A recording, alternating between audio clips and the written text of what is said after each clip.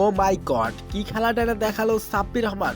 চতুর্থ ম্যাচে মাঠে নেমে 4 ছক্কার ঝড় তুলেছেন সাব্বির। এমন দুর্দান্ত পারফরমেন্স দেখে মুগ্ধ হয়েছে বাংলাদেশ ক্রিকেট বোর্ড। জিয়া টুর্নামেন্টে অবিশ্বাস্য এক ইনিংস খেলে সবার নজর কেড়েছেন সাব্বির।